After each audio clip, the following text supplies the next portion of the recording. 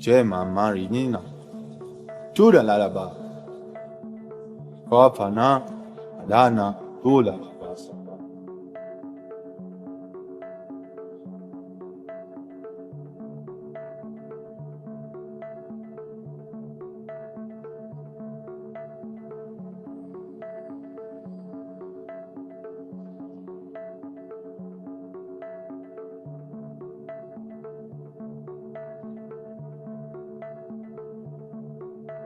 An international fleet of science probes is congregating on Mars. They are scouring for evidence of past life. Testing technologies are required for humans to visit this lonely world. The Red Planet has beckoned eras of dreamers and spaceflight pioneers to visualize crossing the vast gulf between planets. Long-standing questions swing in the balance. What is humanity's destiny in space? Could we construct a second home on Mars?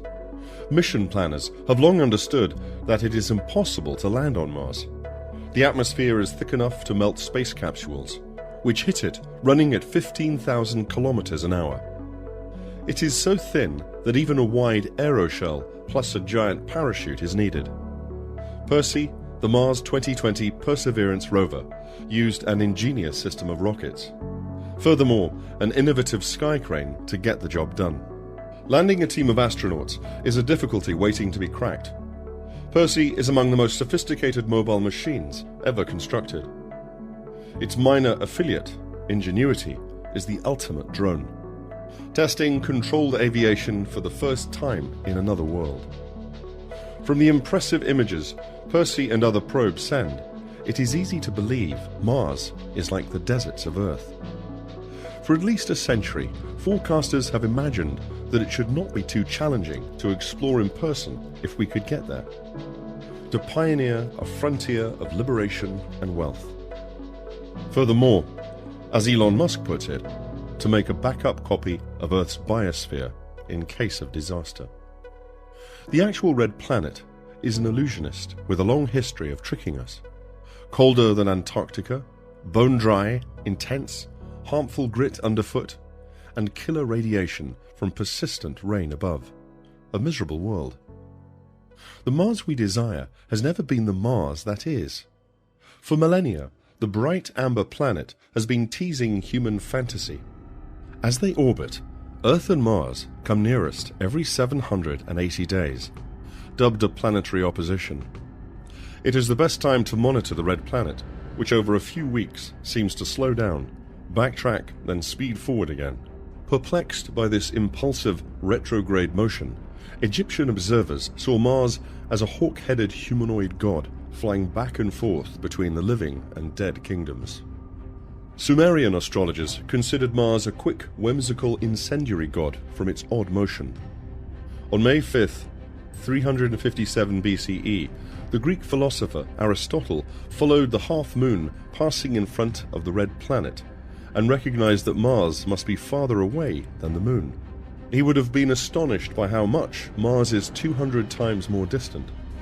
Chemical rockets that take 3 days to get to the Moon would take 7 months to reach Mars. Future nuclear thermal rockets might cut that journey to less than 3 months. That is still a long time to spend contained in a small spacecraft. The minor planet may have been hit by something even more noteworthy. As you fly from south to north, Mars' terrain sinks, from red and orange highlands down to green and blue valleys. Mars's whole northern hemisphere is a giant concave ellipse draping over 40% of the planet. If this is a crash site, the incoming object would have been about the dimension of the dwarf planet Pluto.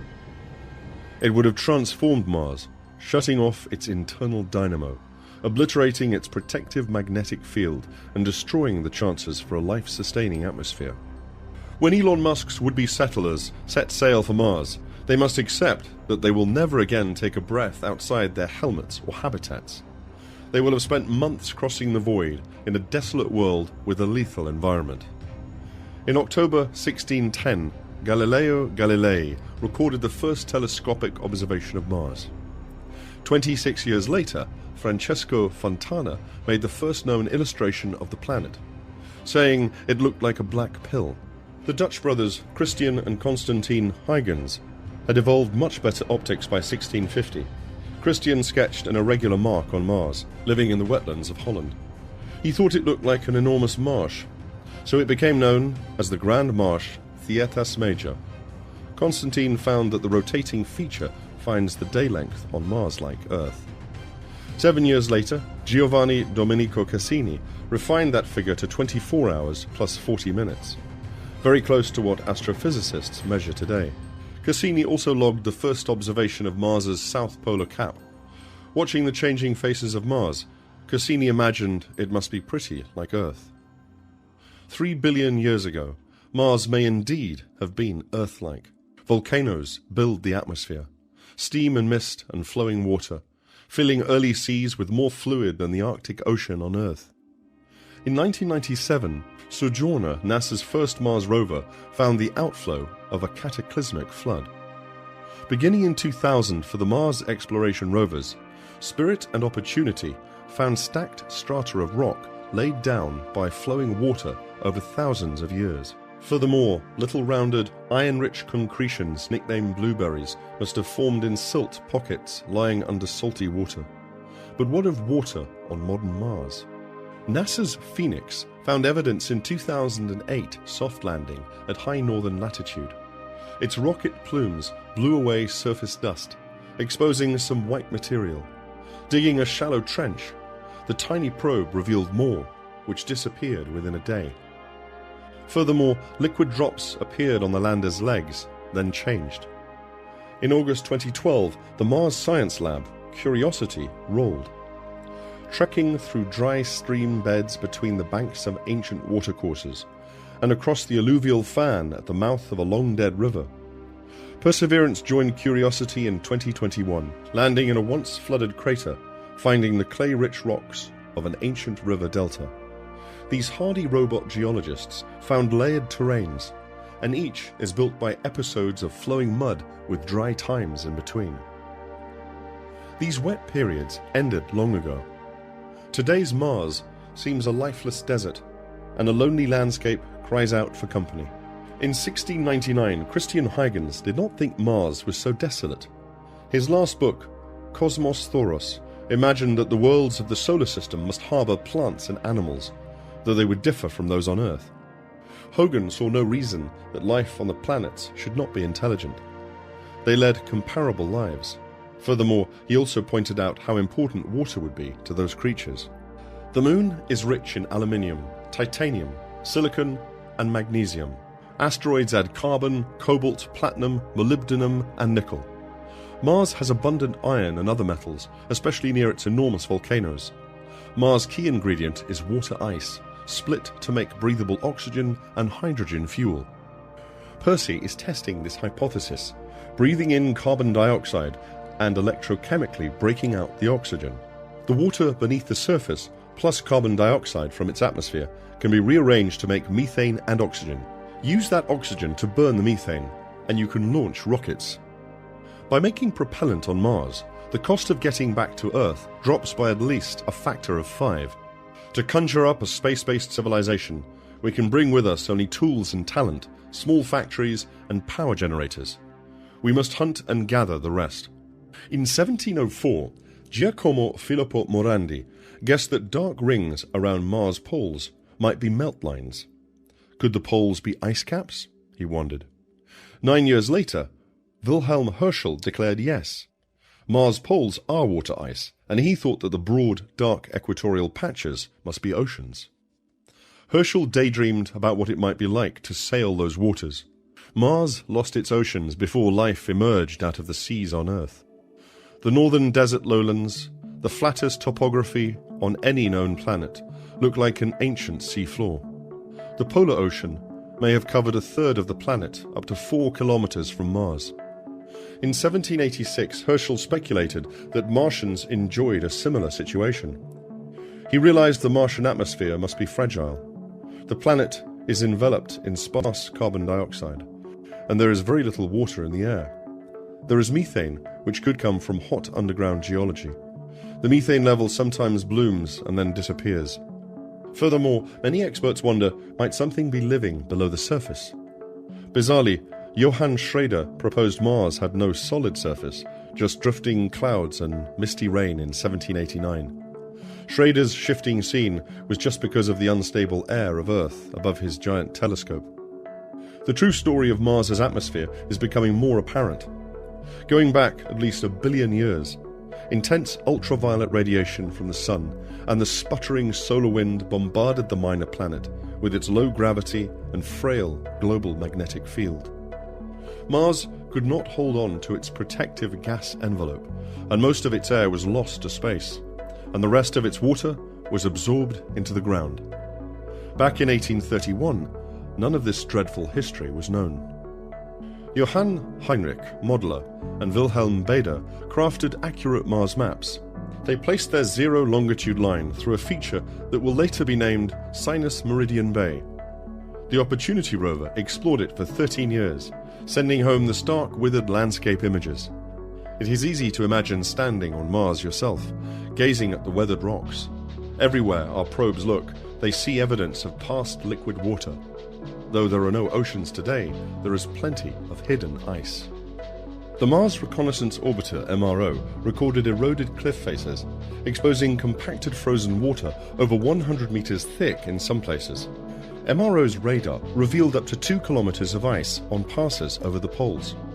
It has been laid down in layers, suggesting that Mars's climate may cycle between warm and relaxed times. Zooming in from orbit, we can see dark streaks that appear and disappear on the slopes of steeper craters. They look a lot like desert rain gullies on Earth. Furthermore, many researchers thought they might blow salty water. New analysis suggests that the larger ones, at least, are dry. Streams of rounded sand grains tumbling over one another and flowing like the liquid in the low gravity of Mars. The small ones seemed wet. In 1863, astronomer Camille Flannery picked up the idea of intelligent aliens, publishing the first of his 8 books about life on the planets. The Plurality of Inhabited Worlds became an all-time bestseller. Charles Darwin's notion that species develop in response to their environment led Florian to speculate that various planets would cause creatures unlike Earth. Drilling into the rocks, Mars rovers have shown the building blocks of life to be plentiful. Clay minerals would have filtered salts and harsh compounds from the primeval flowing waters. Many types of microbes now living on Earth almost indeed could have survived on ancient Mars. No photos, fossils, or direct chemical evidence of life have turned up. Around 1864, the Vatican became concerned about the state of grace of the Martians. Father Pietro Angelo Seici of the Roman College Observatory charted where they might live. He renamed Huygens Syrtis a prominent feature, calling it the Atlantic Canal. Sacchi intended no reference to intelligent design, but his term canali would cause much confusion over the following years. At the same time in England, astronomer William Moss made Mars maps of his doors that were near-sighted, but his charts were more detailed than before. Sensing a great story, science writer Richard Anthony Proctor blasted the doors maps out to the public. The Suez Canal was completed in October 1870, making news worldwide. The Panama Canal was in the planning stages, and many people connected the Strait Canal on Mars maps and these fabulous works of engineering on Earth. There are many ancient water channels all over Mars, but there is no technology in their shapes. Nathaniel Green, an artist by day and astronomer by night, painted the most accurate Mars chart. In America, the self-taught astronomer Asaph Hall noticed something no one else had: 2 tiny moons, Phobos and Deimos. Maybe bits of Mars flung into orbit by giant effects long ago, or they may be asteroids captured by the planet's gravity, with Mars close within just 56 million kilometers of Earth. Giovanni Schiaparelli mapped it, though he, like Dies, was nearsighted and colorblind. Schiaparelli could somehow extract more from the telescope than others. He too called the lines he saw on Mars canali, giving them whimsical names from classical literature still used today. Some Mars oppositions are closer than others, while Earth's orbit around the Sun is circular. Mars' orbit is much more elliptical. During Mars' southern autumn and winter, the hemisphere is tipped away from the Sun, and the entire planet is farther away, making those seasons longer and colder, with a subsequent close opposition in 1879. Some Pirelli came to believe he was seeing pairs of straight canali. Harvard College observatories, William Henry Pickering, declared Martian canals were only visible because plants grew along their banks. All speculation about large engineering projects by smart Martians were put to rest on the night of July 14, 1965, as NASA's Mariner 4 flew by Mars in the probe's 21 images. Mars looked much more like the Moon than the Earth. Worse, Mariner could not find a protective magnetic field. Harsh solar wind and cosmic radiation would have scoured the planet for millennia. It is tough to imagine how even primitive life could survive here. In 1892, Camille Marion was still filling his imaginary Martian canals with water. He speculated they were the reflection of old rivers by the inhabitants for general water distribution, that the actual habitation of Mars, by being superior to our own, is very probable. Pouring more into flamboyance, illusory waterworks, Pickering asserted he had observed up to 40 lakes. At about the same time, a wealthy, world-traveling American diplomat felt he needed a career change and a personal passion project. Percival Lowell had read Full Marion's books, and he made plans to look for Martians during the coming opposition of 1894. Pickering helped Lowell rig 2 telescopes on a hilltop in Flagstaff, Arizona. The new Lowell Observatory stared at Mars all summer long, but Lowell, an untrained observer, saw only what he believed. He sketched a planet comprehensive irrigation system, transporting billions of gallons of melted polar snow to tropical oases, the irrigated agricultural projects of an advanced race. During the same opposition, astronomer Edward Barnard, wielding the California Lick Observatory's more giant refracting telescope, could not find a single straight line anywhere on Mars. Furthermore, when William Campbell examined Mars with the spectroscope, he saw not a trace of water. English astronomer Edward Maunder showed how straight lines on Mars could be optical illusions. Undeterred, Percival Lowell sprinted across America on a lecture tour in 1895, promoting his book, Simply Mars. A story-thirsty public bought his tales of Martian waterworks by the thousands. The real Mars is a parched planet, and though tilted rocks tell us, there were lakes here long ago. The Spirit rover caught one in the act. 486 Martian days after landing, today dust devils swirl across the barren terrain. Curtains of desiccated grit sweep up the hazy sky from rugged canyon cliffs. Dry, sandy landslides garnish steep crater walls and clump on the floors. In 1896, Percival Lowell began observing with an even bigger refractor, but could not see his glaring error. Lowell carried on for 20 more years, imagining over 450 canals, with vegetation seduced by the drama of a desperate civilization. They were combating climate difficulties as their dying world dried to a planetary desert. Mars's climate did change. It happened long before Lowell's time. Mars wobbles tens of degrees over hundreds of thousands of years, much more wildly than Earth. Without a large moon to stabilize it, when Mars points a pull toward the Sun, billions of tons of CO2 might be released, unleashing the ethics of greenhouse warming. This might melt subsurface ice, letting the water flow. The temper can never last. In his 1899 novel, The War of the Worlds, H.G. Wells found drama on the doomed planet. An advanced race of Martians comes to conquer Earth. Furthermore, enslave humans as work animals. Earth sent 2 Viking landers not to subjugate, but investigate in 1976. They found very active, intriguing surface chemistry, but no life. In 1985, the idea of a living Mars captured Lowell Observatory Carl Lapland. He claimed to have photographed 38 canals. It is vital to remember that most of these observers were good astrophysicists, wielding the best telescopes of their day. They saw what was not there as a lesson, perhaps for those who dream of settling Mars today. In 1909, at the Maiden Observatory near Paris, astronomer Eugene Antonio could find no linear canals, yet the idea of an alien civilization had seduced the public. American novelist Edgar Rice Burroughs released the first of his 11-volume tale depicting heroic John Carter on a fictional Mars. Today's Mars rovers are finding a desert world too.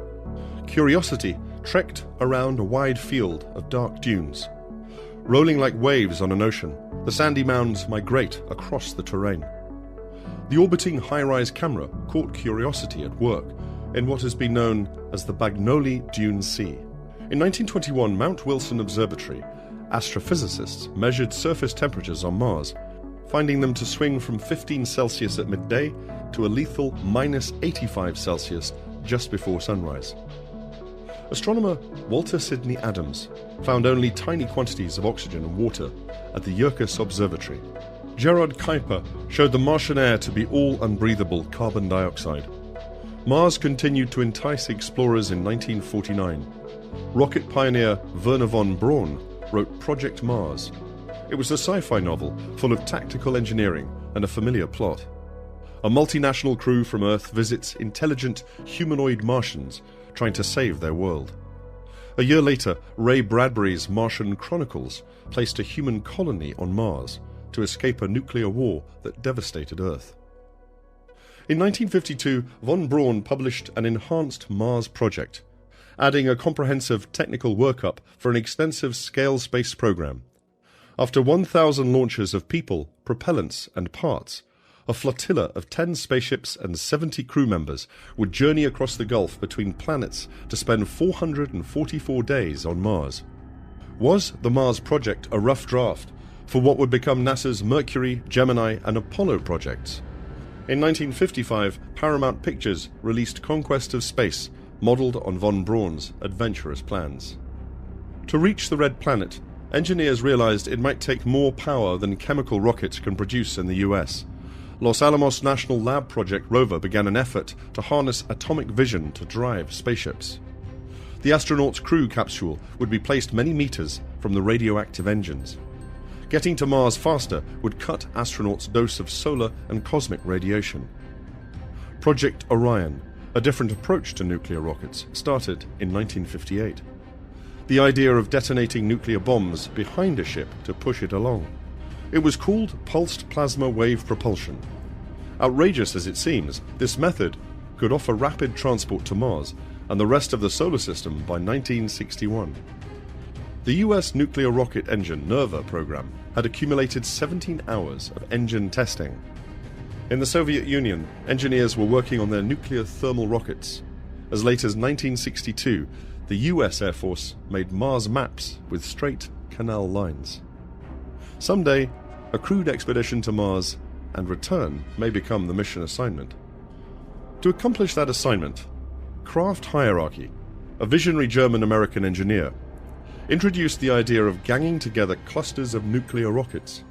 He thought his modular approach could bring Mars and Venus within reach as early as the 1970s. Furthermore, he identified the most efficient launch windows to reach these planets. Eric believed that human expansion throughout the solar system is a fundamental right. Furthermore, we are at our most dignified when we apply the laws of physics to elevate and protect our freedoms. In 1968, von Braun's visions would drive the Boeing company to propose the Integrated Crew Interplanetary Spacecraft concept. It bundled up to 5 nuclear thermal stages to propel astronauts and probes to the nearest planets. It would have cost half again as much as the Apollo moon program. It might have delivered the first crew to Mars by 1986. President Richard Nixon, fearing the political consequences of a catastrophic mission failure, would support only a space shuttle. Though subsequent US presidents would ask for various Mars programs, human space activities would remain confined to low Earth orbit for more than half a century. By 1990, some planners realized that bringing everything with you space programs were not workable. To remedy this, engineers Robert Zubrin and David A. Baker proposed the Mars Direct concept. Its motto, travel light. Furthermore, live off the land. By making rocket fuel from the planet itself, explorers could ensure themselves a ride home. By 1993, critical ideas from Mars Direct had found their way into NASA's Mars Design Reference Mission. Consistent congressional support for humans to Mars never materialized. In recent years, giant aerospace companies and small private startups have all adopted bits of Mars Direct. Boeing's affordable Mars mission would send a solar electric sailing ship from low orbit. Astronauts would descend, protected by an inflated aeroshell, touching down like the Apollo missions, to find a landed habitat waiting. They would return to orbit like last century's moonwalkers for the long trip home. In contrast, Lockheed Martin proposes a Mars-orbiting base camp. It is built by stacking pairs of modules, 2 tank farms, 2 habitats, 2 rocket propulsion units, redundancy for safety, far from Earth. Astronauts make sorties to the surface with a single-stage lander. This surface-to-orbit shuttlecraft does not depend on fuel made on Mars. Younger, more aggressive companies are thinking bigger. Elon Musk's space exploration company is developing Starship, and it has transported massive payloads and many people across Earth and orbit. Furthermore, bringing millions of tons of material to the surfaces of planets, moons, and asteroids. Like von Braun and Eric before him, Musk is focused on solving transportation around the solar system. SpaceX's eventual goal is to make Earth life multi-planetary and build a civilization on Mars. In not-so-friendly competition with SpaceX, Blue Origin, led by Amazon founder Jeff Bezos, is developing large boosters of its own.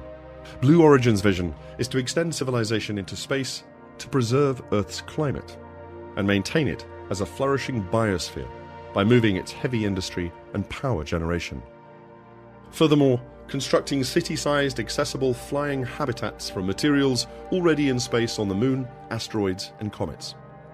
Video game makers, too, promoted the adventure of populating Mars and the rest of the solar system.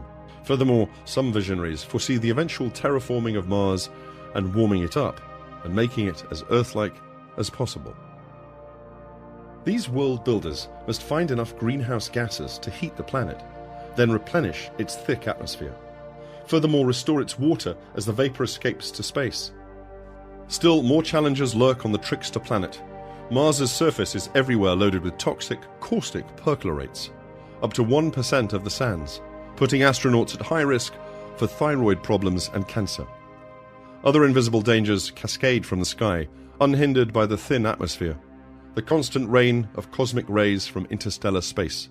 Furthermore, energetic particles from solar flares are pelting the planet. Despite the many intriguing renderings of doomed cities on Mars, settlers will have to spend most of their time in roofed shelters for many generations to come, or underground. There may be hope. The rise of autonomous machines, advanced robotics, artificial intelligence, and augmented reality can extend human senses to the surface of the red planet. Furthermore, someday we may send devices to terraform Mars on their human emigres from Earth, building communities on a ready-made planet. Mars will come into a favorable position for launching human crews in 20 or 23. Mars has seduced many seeking notoriety, promising a new world to explore or exploit. Ingenious engineering may find elegant solutions for how to get us to Mars. What becomes of us once we get there? Do we visit the polar caps of Mars as we do on Earth? The northern polar cap and encircling dark dune field of Vastitas Borealis are visible at the globe's top. White water ice clouds envelop the most prominent volcano peaks, including Olympus Mons near the western limb, Alba Patera to its northeast, and the line of Tharsis volcanoes to the southeast. East of the Tharsis rise can be witnessed the enormous near-equatorial gash that marks the canyon system Valles Marineris. Sometimes called the Red Planet, Mars has long been associated with warfare and slaughter. It is named after the Roman god of war. As long as 3,000 years ago, Babylonian astrologers called the planet Nergal for their god of death and pestilence. The planet's 2 moons, Phobos, Greek fear, and Deimos, terror, were named for 2 of the sons of Ares and Aphrodite. Mars has recently intrigued people for more significant reasons than its baleful appearance. The planet is the second closest to Earth after Venus, and it is usually easy to observe in the night sky because its rotation lies outside Earth. It is also the only planet whose solid surface and atmospheric phenomena can be seen in telescopes from Earth.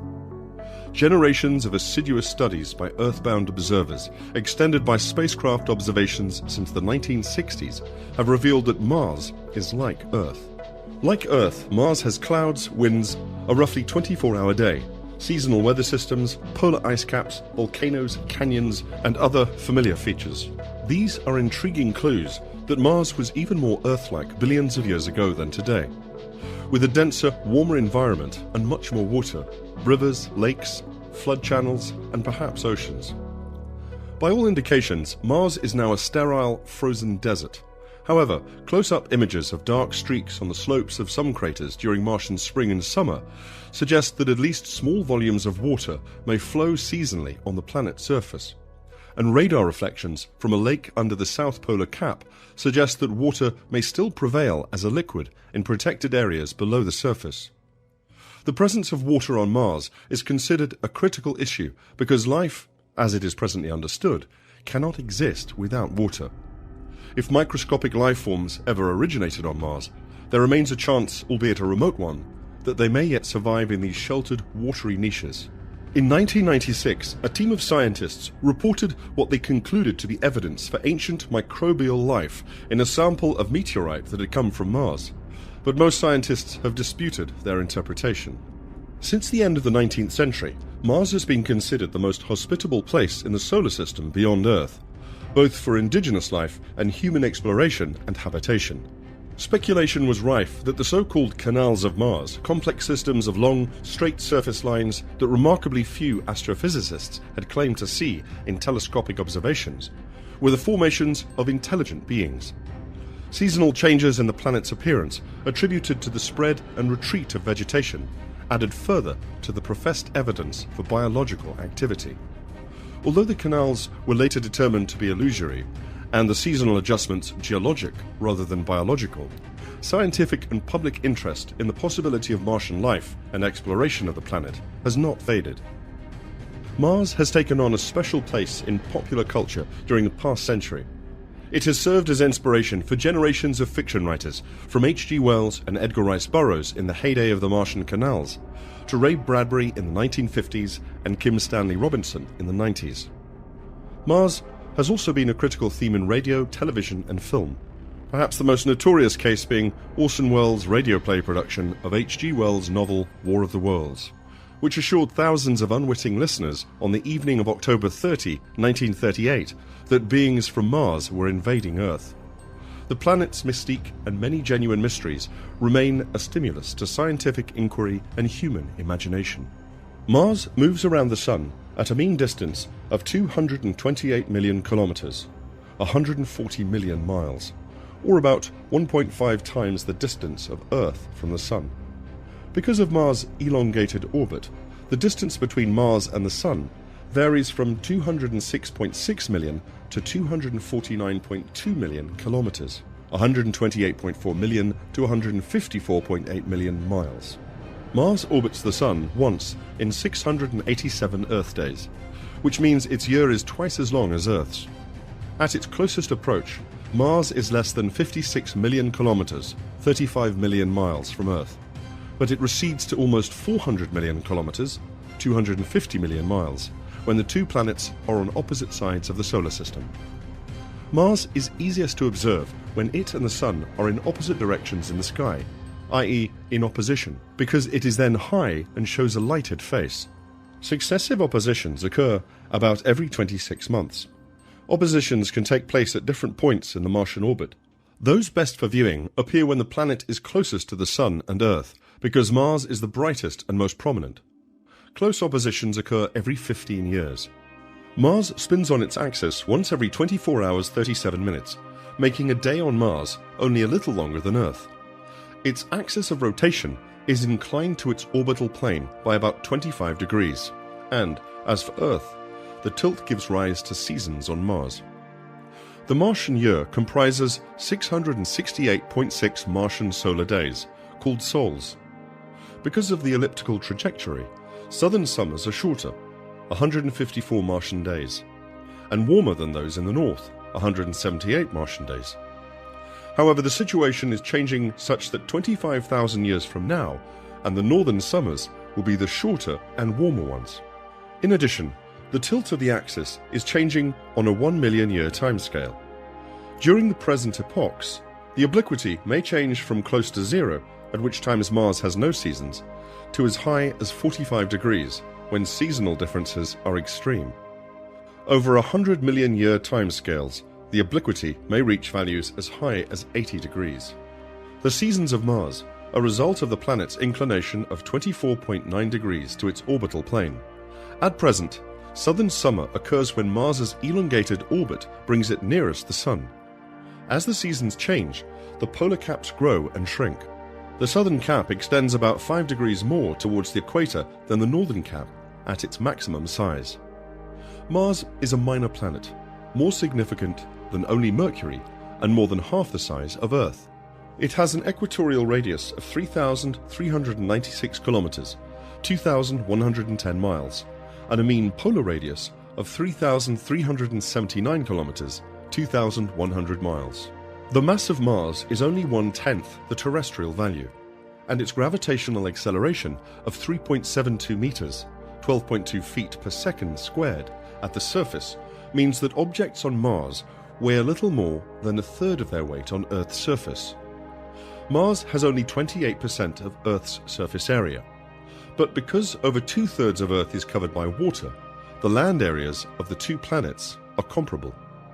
Mars was an enigma to ancient astrophysicists, who were bewildered by its capricious motion across the sky, sometimes in the same direction as the Sun and other celestial objects, direct or prograde motion, sometimes in the opposite direction, retrograde motion. In 1609, the German astronomer Johannes Kepler used the superior naked eye observations of the planet by his Danish colleague Tycho Brahe to surmise its laws of motion and pave the way for the modern gravitational theory of the solar system. Kepler found that the orbit of Mars was an ellipse along which the planet moved with non-union motion. Earlier astrophysicists had based their theories on the older Ptolemaic idea of circular orbits and uniform motion hierarchies. The earliest telescopic observations of Mars in which the planet's disk was seen were those of the Italian astronomer Galileo in 1610. The Dutch scientist and mathematician Christian Huygens is credited with the first accurate drawings of surface markings. In 1659, Huygens made a drawing of Mars showing a prominent dark marking on the planet now known as Syrtis Major. The Italian-born French astronomer Gian Domenico Cassini first noted the Martian polar caps about 1666. Visual observers made many fundamental discoveries. The planet's rotation period was discovered by Huygens in 1659 and measured by Cassini in 1666 to be 24 hours 40 minutes, in error by only 3 minutes. The tenuous Martian atmosphere was first noted in the 1780s by the German-born British astronomer William Herschel, who also measured the tilt of the planet's rotation axis and first discussed the seasons of Mars. In 1877, Asaph Hall of the U.S. Naval Observatory discovered that Mars has 2 natural satellites. Telescopic studies also documented many meteorological and seasonal anomalies on Mars, such as various cloud types, the swelling and shrinking of the polar caps, and seasonal changes in the color and extent of the dark areas. The first known map of Mars was produced in 1830 by Wilhelm Beer and Johann Heinrich von Madler of Germany.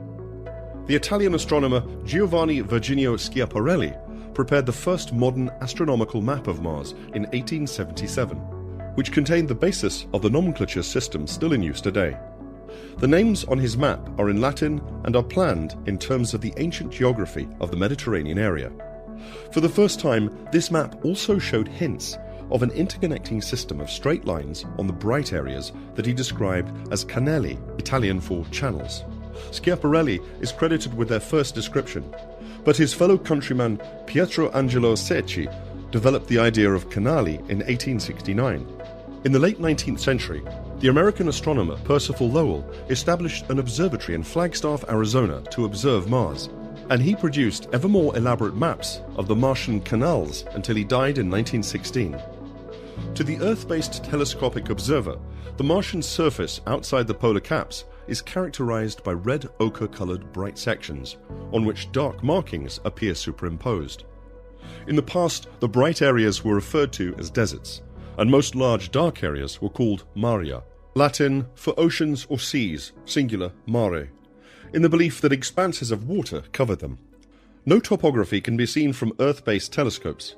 Changes in the surface's brightness or the atmosphere's capacity are observed. Mars' Syrtis Major side, on the last day of Martian spring in the Northern Hemisphere, photographed by the Earth-orbiting Hubble Space Telescope on March 10, 1997, among the sharpest images ever taken from Earth's vicinity. It shows the bright and dark features long familiar to telescopic observers. The North Polar Cap at the top has lost much of its annual frozen carbon dioxide layer, revealing the small permanent water ice cap and dark collars of dunes. Syrtis Major is the sizable dark marking just below and to the east of the center. Beneath it, on the southern limb, is the giant impact basin Helias, shrouded by an oval of water ice clouds. Clouds of water ice also appear on the eastern limb above the volcanic peaks in the Elysium region. The dark markings cover about 1/3 of the Martian surface in a band around the planet between latitudes 10 degrees and 40 degrees south. Their distribution is unusual, and their gross pattern has been observed to evolve over timescales, tens to hundreds of years. The Northern Hemisphere has only 3 major features: Acidalia planitia, Syrtis Major, and a dark collar around the pole, which were once regarded as shallow seas or vegetated regions. It is now known that many of Mars's dark areas form and adjust as winds move dark sand around the surface or sweep areas free of bright dust. Many of the luminous areas are regions of dust accretion. The canals that were figured on maps made from telescopic measurements around the turn of the 20th century are not visible in close-up spacecraft images. They were almost undoubtedly imaginary features observers assumed they saw while straining to make out objects close to the limit of resolution of their telescopes.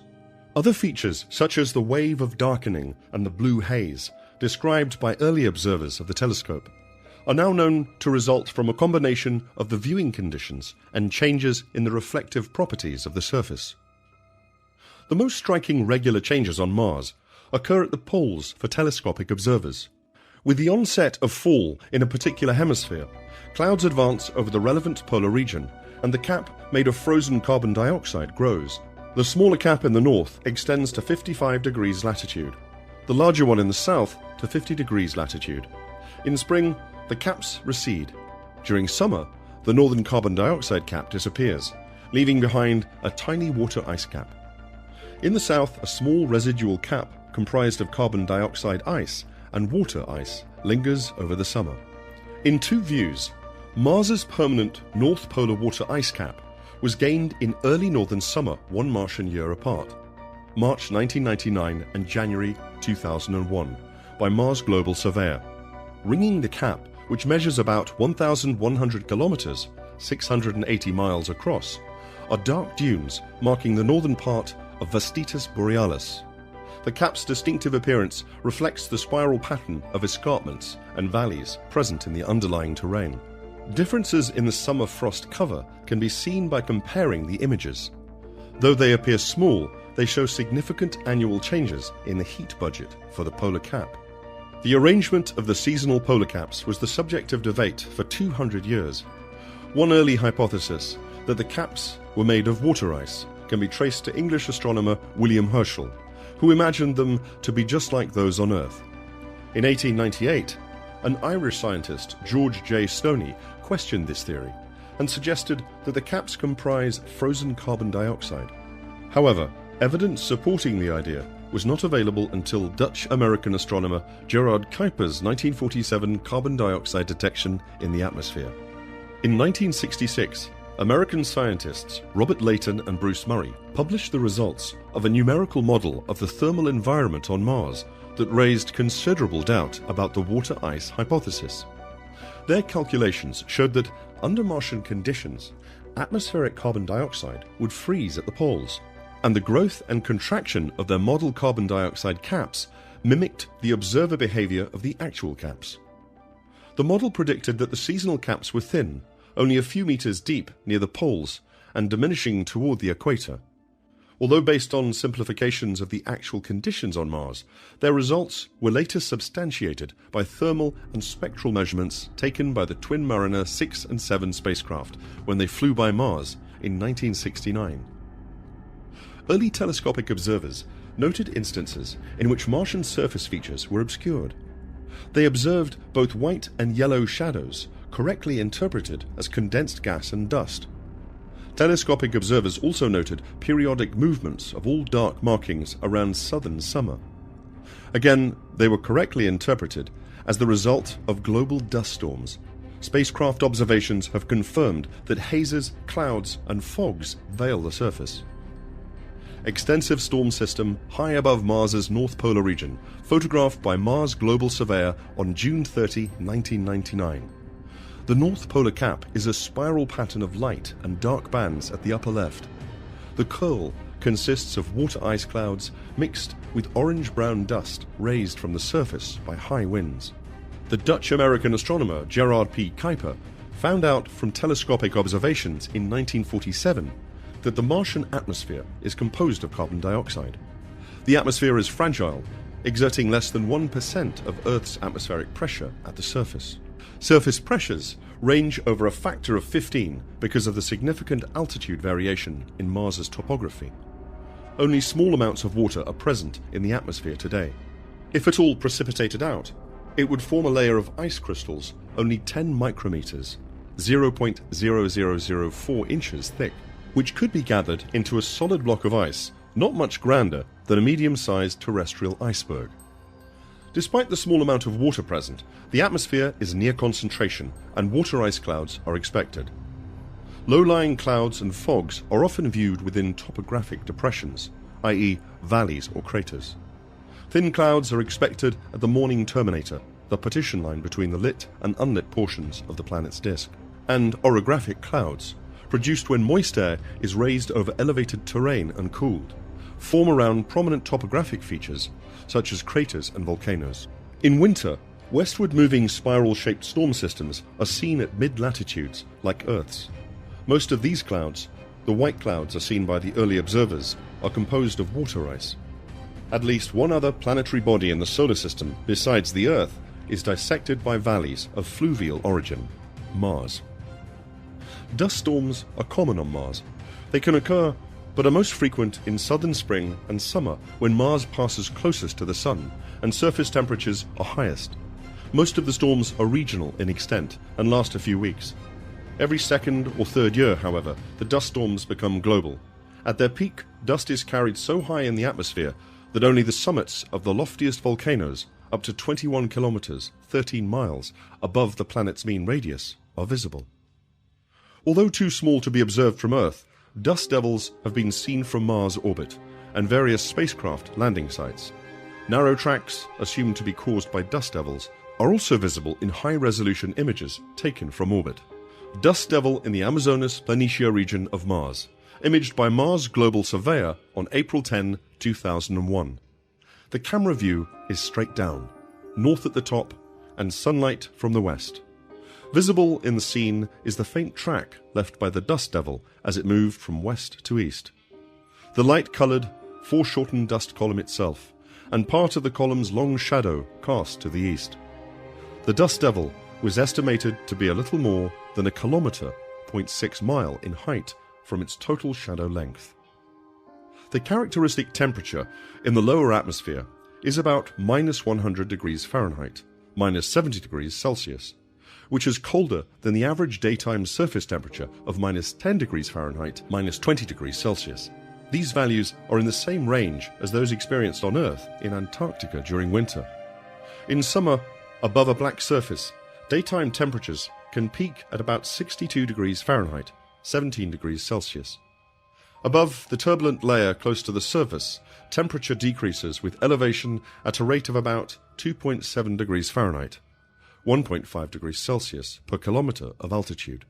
Unlike that of Earth, the atmosphere of Mars experiences significant seasonal variations in pressure as carbon dioxide, the main constituent, snows out at the winter pole and returns to a gas, sublimes, in the spring. Because the southern winter cap is more pervasive than the northern, Atmospheric pressure reaches a minimum during southern winter when the southern cap is at its largest.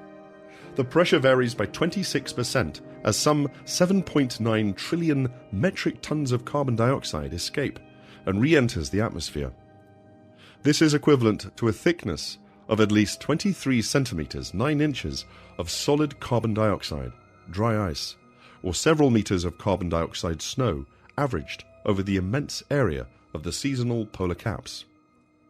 Carbon dioxide makes up 95.3% of the atmosphere by weight, 9 times the quantity now in Earth's much more massive atmosphere.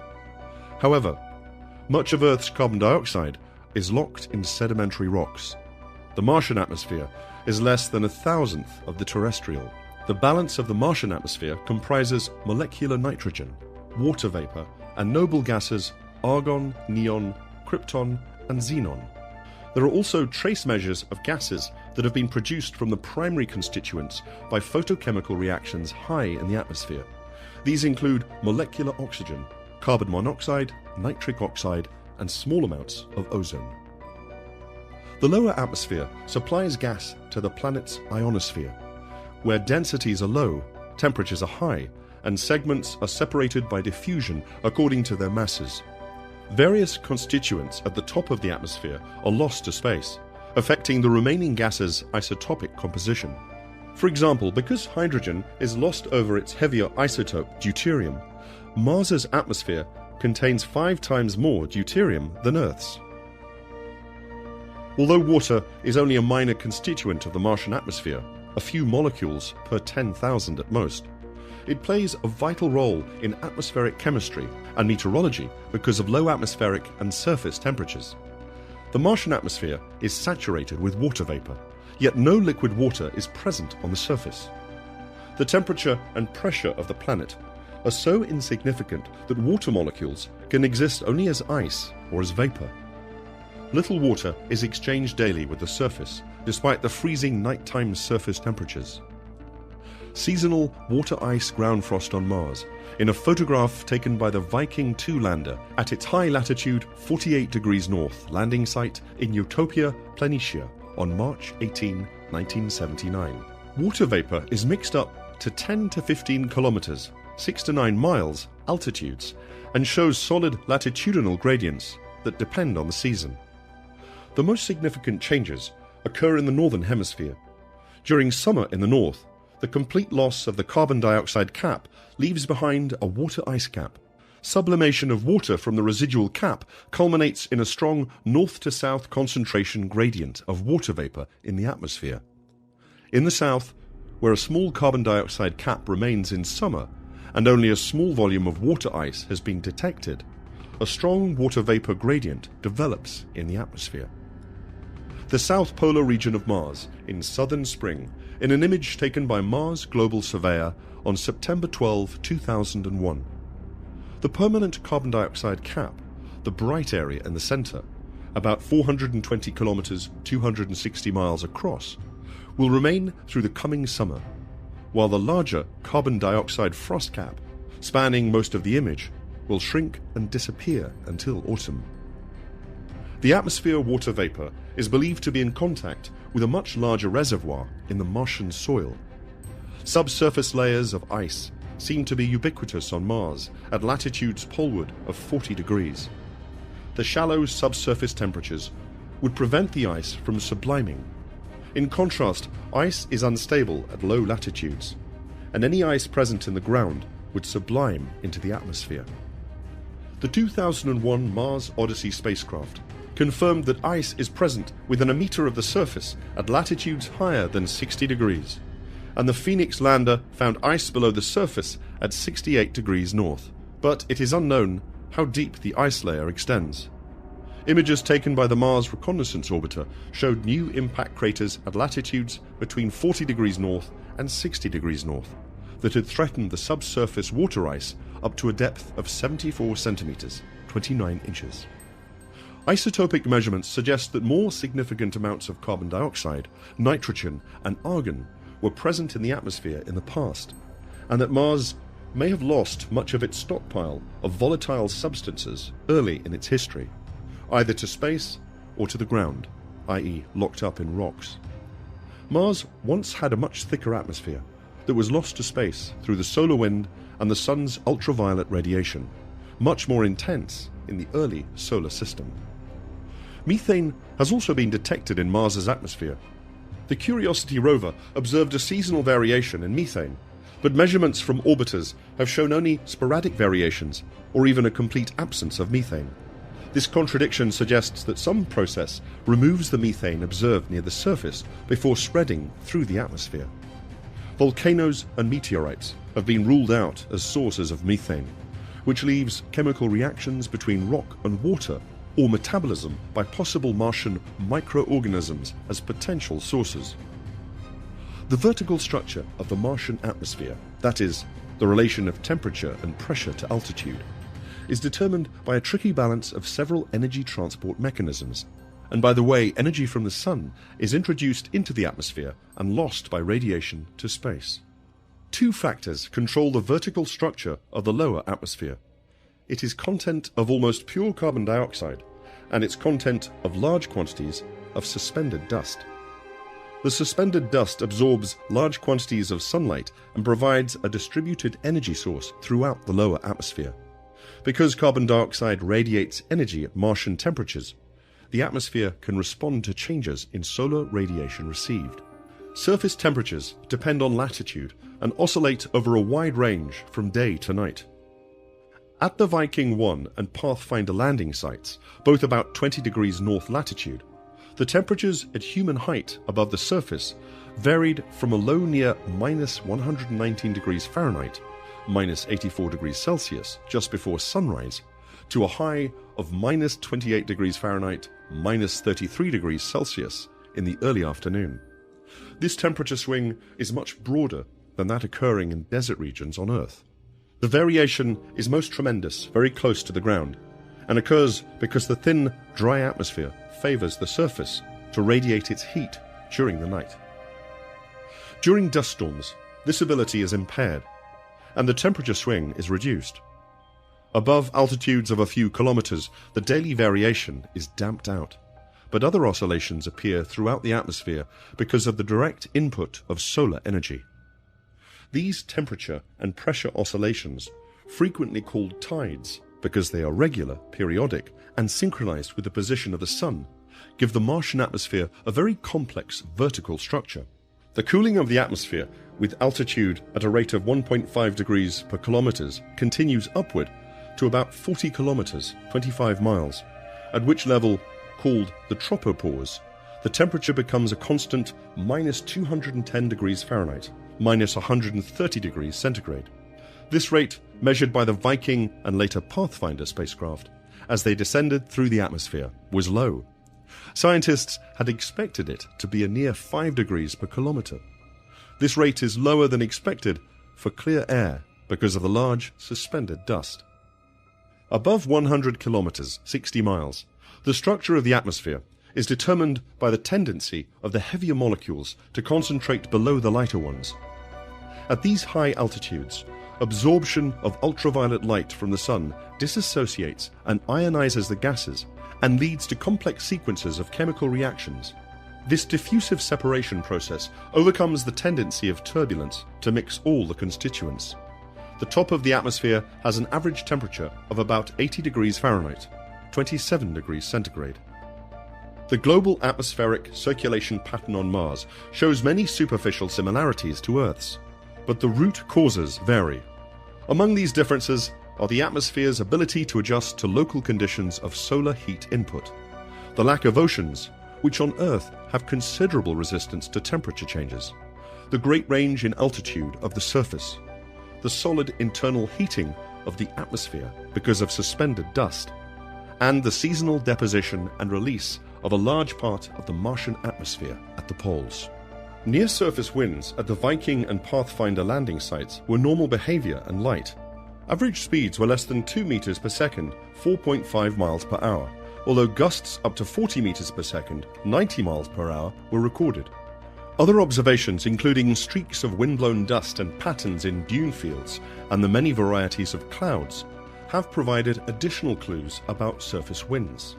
A field of dunes on Mars's Kaiser crater floor is shown in a high-resolution image from the Mars Global Surveyor spacecraft. Wind features on several scales are apparent. The giant, relatively dark dunes, the ripples on the lighter surface across which the dunes are being blown, a different ripple pattern at dune margins and where dunes merge. The orientation of the giant dunes shows that the strongest winds on the crater floor blow from west to east, left to right. Global circulation models, which incorporate all the factors that influence the atmosphere's behavior, predict a strong dependence of winds on the Martian seasons because of the large horizontal temperature gradients associated with the edge of the polar caps in the fall and winter. Strong jet streams with east wind velocities above 100 meters per second, 225 miles per hour, form at high latitudes in winter. Circulation is less dramatic in spring and fall when light winds predominate everywhere. On Mars, unlike on Earth, there is also a north-south solid circulation that transports the atmosphere to and from the winter and summer poles. The general circulation pattern is unstable and exhibits large-scale wave motions and instabilities. A regular series of rotating high and low pressure systems were seen in the pressure and wind records at the Viking lander sites. Smaller scale motions and oscillations are ubiquitous, driven by the sun and surface topography. For example, at the Viking and Pathfinder landing sites, the winds change in direction and speed throughout the day in response to the position of the sun and the local slope of the land. Turbulence is essential in raising and maintaining the large dust found in the Martian atmosphere. Dust storms begin at preferred locations in the southern hemisphere during the southern spring and summer. Activity is at first local and vigorous, for reasons yet to be understood, and large amounts of dust are thrown high into the atmosphere. If the dust reaches a critical quantity, the storm intensifies, and high winds carry dust to all parts of the planet. The storm has obscured the entire surface in a few days, reducing visibility to less than 5% of normal. The intensification process is short-lived, as atmospheric clarity returns almost immediately, expected in a few weeks. The character of the Martian terrain has been well established from spacecraft photography and altimetry. Almost the entire planet has been photographed from orbit at a resolution of 20 meters, 66 feet, and selected areas at resolutions as high as 20 centimeters, 8 inches. In addition, the laser altimeter on Mars Global Surveyor measured surface elevations for the entire planet, averaged over a circle of 300 meters, 1,000 feet across, to a vertical accuracy of 1 meter, 3.3 feet. Many maps have been made to illustrate topography, geology, temperature, mineral distributions, and other data. After Mariner 9, the prime meridian on Mars, the equivalent of the Greenwich meridian on Earth, was defined as passing through a small crater named Airy 0, within the enormous crater Airy. Longitude was measured in degrees that increased to the west of this meridian around the planet. Later, some scientists preferred a coordinate system with longitude that increases to the east of the prime meridian. Odyssey mapped the location and concentrations of epithermal neutrons knocked off the Martian surface by incoming cosmic rays. Deep blue areas at the high latitudes mark the lowest levels of neutrons, which scientists have interpreted to show high levels of hydrogen. The hydrogen enrichment suggests large reservoirs of water ice below the surface. Despite its small size, Mars has more relief than Earth. Within the Hellas impact basin, the lowest point on the planet is 8 kilometers, 5 miles below the reference level. At the volcano Olympus Mons summit, the highest point is 21 kilometers, 13 miles above the reference level. The elevation range is thus 29 kilometers, 18 miles, compared with about 20 kilometers, 12.4 miles on Earth, i.e. from the bottom of the Mariana Trench to the top of Mount Everest. Because Mars has no oceans, a reference level for elevations had to be defined in terms other than sea level. In the early 1970s, the elevation at which the atmospheric pressure was 6.1 millibars, about 0.006 of the sea level pressure on Earth, was set at the reference. When Mars Global Surveyor gained more accurate elevation data, a better reference was needed, and the planet's mean radius of 3,389.51 kilometers, 2,106.14 miles, was chosen. One of the most striking aspects of the Martian surface is the contrast between the southern and northern hemispheres. Most of the southern hemisphere is high-standing and heavily cratered, resembling the battered highlands of the Moon. Most of the northern hemisphere is low-lying and sparsely cratered. The difference in mean elevation between the two hemispheres is 6 kilometers, 3.7 miles. The topographic boundary between the hemispheres is not parallel to the equator, but follows a great circle inclined to it by about 30 degrees. In some places, the boundary is broad and irregular. In other places, there are cliffs. Some of the most intensely eroded areas on Mars occur along the boundary. Landforms include outflow channels, areas of collapse called chaotic terrain, and an enigmatic mix of valleys and ridges known as fretted terrain. Straddling the boundary in the Western Hemisphere is the Tharsis Rise, a vast volcanic pile 4,000 kilometers, 2,500 miles across, and 8 kilometers, 5 miles, above the reference level at its center. It stands 12 kilometers, 7.5 miles, above the northern plains, and over 2 kilometers, 1.2 miles, above the surrounding cratered southern highlands. The planet's largest volcanoes are on or near the Tharsis Rise, Cibolo Tharsis and Elysium. Absent in either hemisphere are the landforms that result from plate tectonics on Earth. For example, long linear mountain chains similar to the Andes, oceanic trenches, or a global system of interconnected ridges. The hemispheric dichotomy most likely formed when a giant asteroid collided with Mars early in history. Gravity data gained by Mars Global Surveyor suggest the Martian crust is much thicker under the southern highlands than under the northern plains. The resulting northern hemisphere impact crater measures 8,500 by 10,700 kilometers, 5,300 by 6,600 miles across. The object that crashed into Mars would have been over 2,000 kilometers, 1,200 miles across. The enormous craters in the southern highlands imply an age for the surface. Planetary scientists have established from lunar samples returned by Apollo missions that the rate of significant asteroid effects on the Moon was very high after the Moon formed 4.5 billion years ago, and then declined rapidly between 13.8 billion and 3.5 billion years ago. Surfaces formed before the decline are heavily cratered. Those formed after are less so.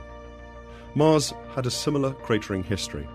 Thus, the southern highlands almost certainly survived over 3.5 billion years ago.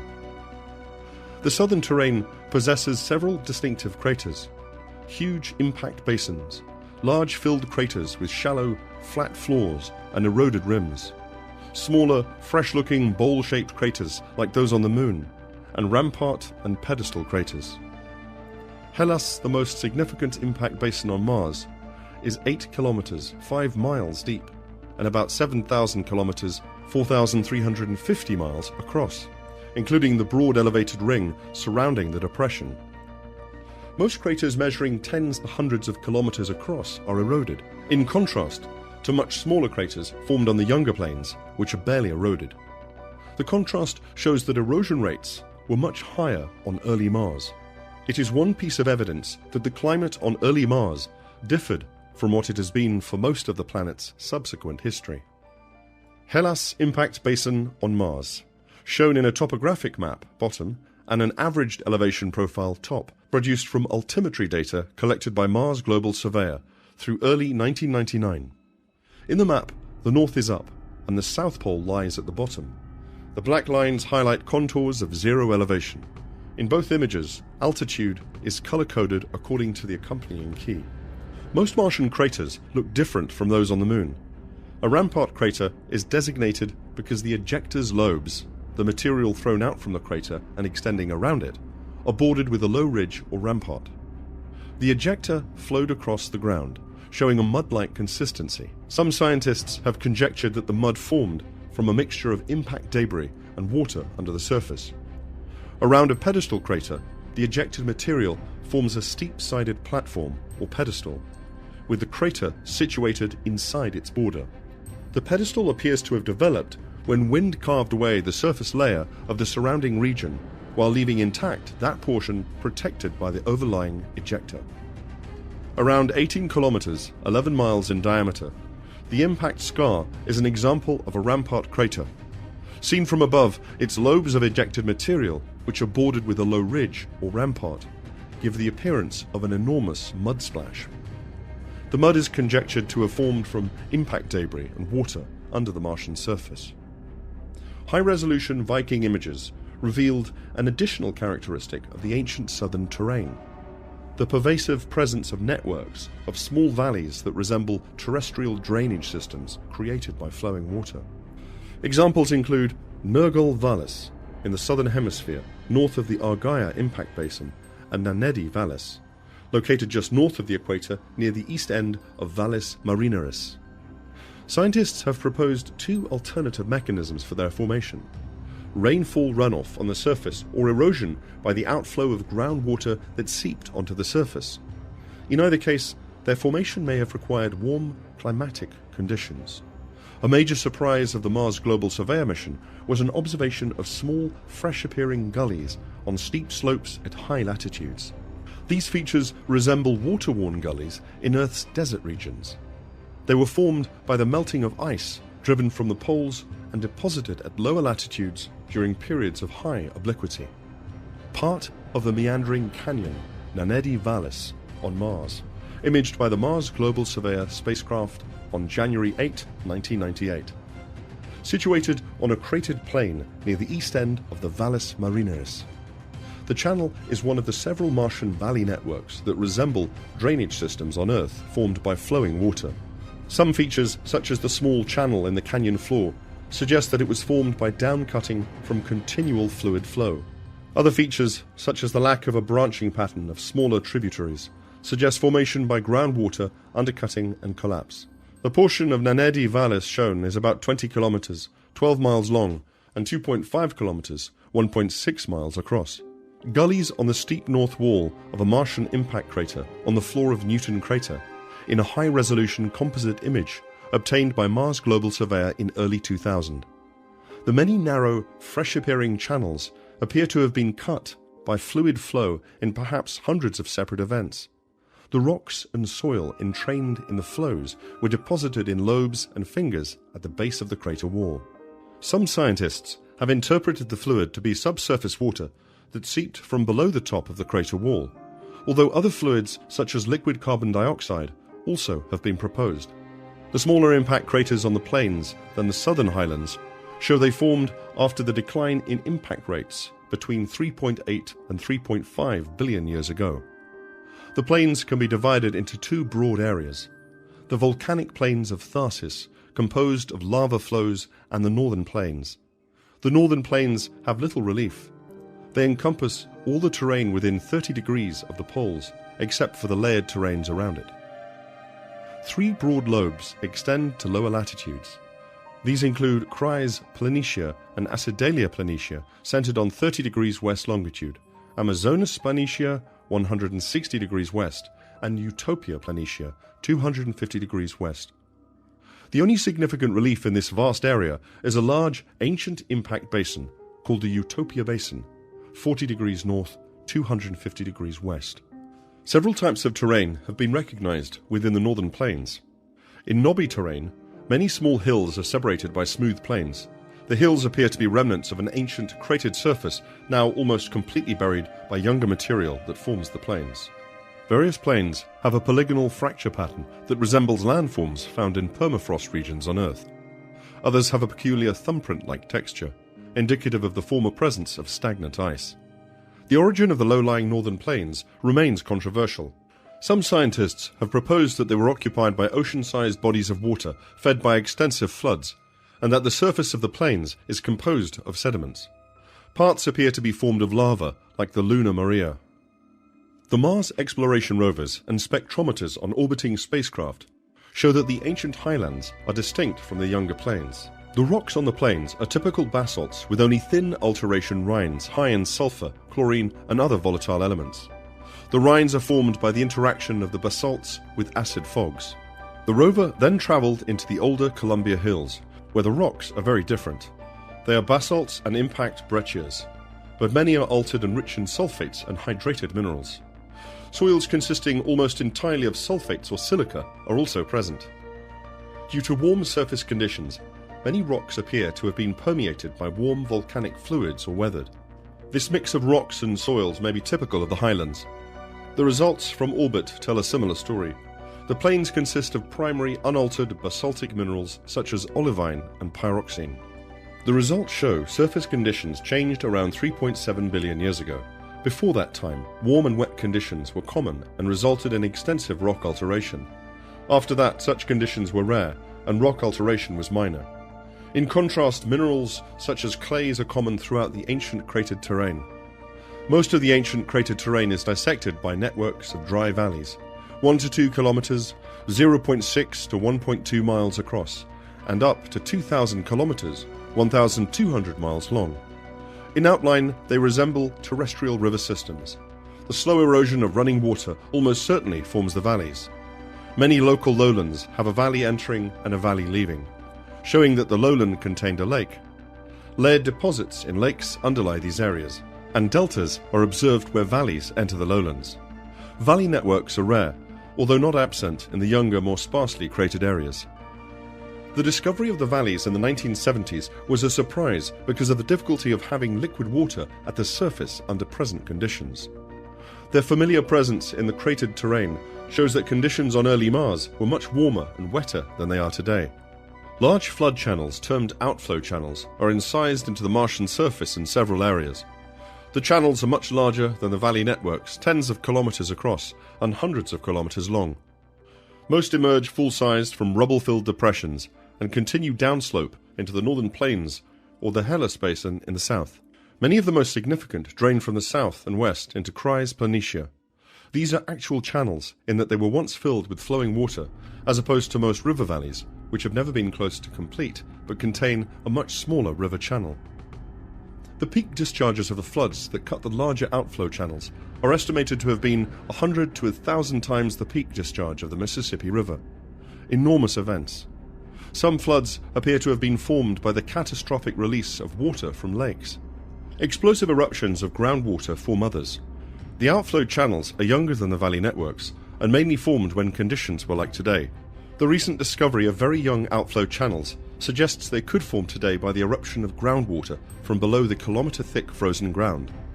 3 outflow channels near the eastern ridge of the giant impact basin Hellas, in a view obtained by Mars Global Surveyor on September 13, 2000. Stretching from upper left to lower right, they are, left to right, Deo Vallis, Niger Vallis, which joins Deo Vallis near the center of the image, and Hermachus Vallis. They are believed to be incised into the Martian surface by floodwaters moving downslope into Hellas. The channels are 1 kilometer, 0.06 miles deep, and vary along with their courses from about 40 kilometers, 25 miles, to about 8 kilometers, 5 miles in width. Close to the equator, centered on 70 degrees west longitude, are several enormous interconnected canyons called Valles Marineris. Individual canyons are 200 kilometers, 125 miles across. At the center of the system, several canyons merge to form a depression 600 kilometers, 375 miles across, and as much as 9 kilometers, 5.6 miles deep, about 5 times the depth of the Grand Canyon. The entire system is over 4,000 kilometers, 2,500 miles in length, or about 20% of Mars's circumference, almost the width of the United States. Several places within the canyons are thick, sulfate-rich sedimentary sequences, suggesting that lakes occupied the canyons. Some lakes may have drained to the east to form large outflow channels that start at the canyon's eastern end. In the contrast to the Grand Canyon, which is formed by erosion, the Valles Marineris formed by faulting, although enlarged by erosion. Valles Marineris, the most extensive canyon system on Mars, is shown in a composite of images taken by the Viking 1 and 2 orbiters. The system extends east-west for about 4,000 kilometers, 2,500 miles. Individual canyons are 200 kilometers, 125 miles across. Several canyons merge at the center to form a depression 600 kilometers, 375 miles across, and as much as 9 kilometers, 5.6 miles deep. Outcropping sedimentary rock layers in the southwestern Kandor Chasm region of Mars's Valles Marineris canyon system was photographed at high resolution by Mars Global Surveyor in March 1999. Over 100 layers, or beds, each estimated to be about 10 meters, 33 feet thick, are exposed in the region, only part of which is seen in the image. Some scientists have understood these patterns as evidence that lakes once filled the canyons. The canyons of Valles Marineris end to the west near the crest of the Tharsis Rise, a vast bulge on the Martian surface over 8,000 kilometers, 5,000 miles across, and 8 kilometers, 5 miles high at its center. Near the top of the rise are three of the planet's largest volcanoes, Ascraeus Mons, Arizo Mons, and Pavonis Mons. Towers 18, 17, and 14 kilometers, 11.2, 10.5, and 8.7 miles, above the mean radius. Just off the rise to the northwest is the planet's tallest volcano, Olympus Mons, 700 kilometers, 400 miles across, and almost 22 kilometers, 14 miles above the surrounding plains. To the north is the largest volcano to an extent, Alba Patera. It is 2,000 kilometers, 1,250 miles across, but only 7 kilometers, 4.3 miles in height. Between these giant landforms are several smaller volcanoes and lava plains. Tharsis itself is a vast pile of volcanic rock, and although it had formed 3.7 billion years ago, it has been a center of volcanic activity ever since. The Tharsis Rise has caused stresses within and deformation of the crust. A vast system of fractures radiating from Tharsis and compressional ridges arrayed around the rise is evidence of this process. The radial faulting around Tharsis appears to have contributed to the formation of the Valles Marineris system. Olympus Mons, the highest point on Mars, in a computer-generated oblique view made by combining photos obtained by the Viking mission in the 1970s with topographic data gathered by Mars Global Surveyor a quarter-century later.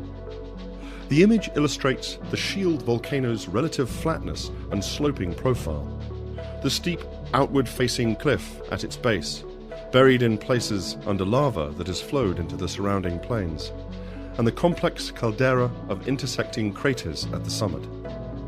Another volcanic rise is in the northern region of Elysium, at about 215 degrees west longitude. The Elysium rise is much smaller than Tharsis, being only 2,000 kilometers across and 6 kilometers, 3.7 miles high, and is also the site of several volcanoes.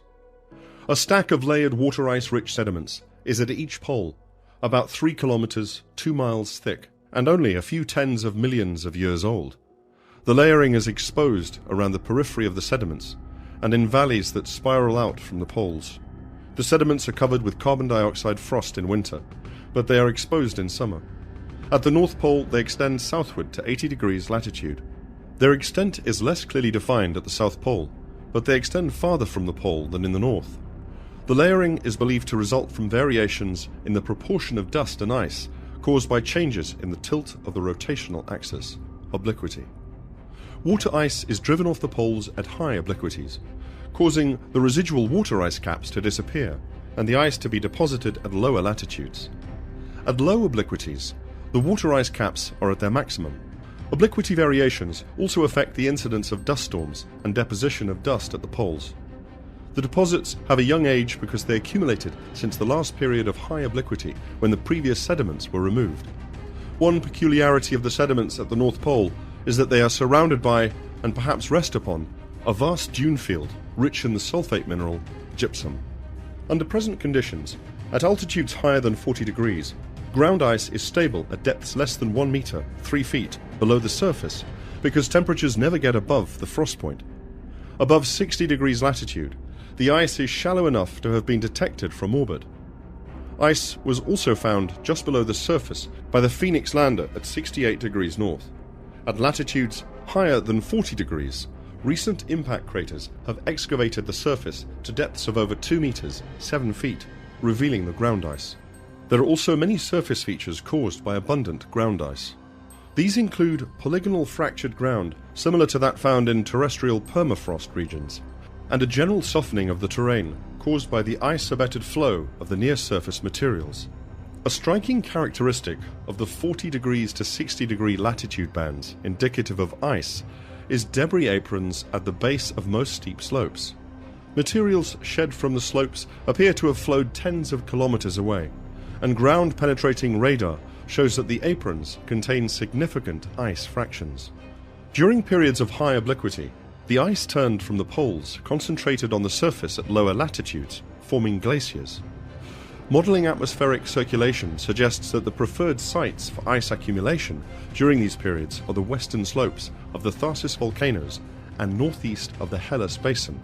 These locations are rich in flow features and moraine-like landforms, suggesting that glaciers were present. The radar instrument aboard the Mars Express spacecraft detected a lake of liquid water beneath the South Polar Ice Cap. Because the temperature of the ground beneath the polar cap is believed to be about minus 68 degrees centigrade, minus 90 degrees Fahrenheit, the water in the lake would have to be salty. The North Polar region also contains the giant dunes on Mars. The dunes, which occupy the northern part of the plain known as Fastitis Borealis, form a band that encircles the North Polar remnant cap. Interlayer of sand and seasonal carbon dioxide snow can be seen in some locations, showing that the dunes are active on at least a seasonal timescale. Seismic data collected by the InSight lander revealed that the interior of Mars has three layers: the crust, the mantle, and the core. The crust is between 24 and 72 kilometers, 15 and 45 miles thick. Below that is the mantle, roughly 1,500 kilometers, 930 miles thick, and more iron-rich than Earth's mantle.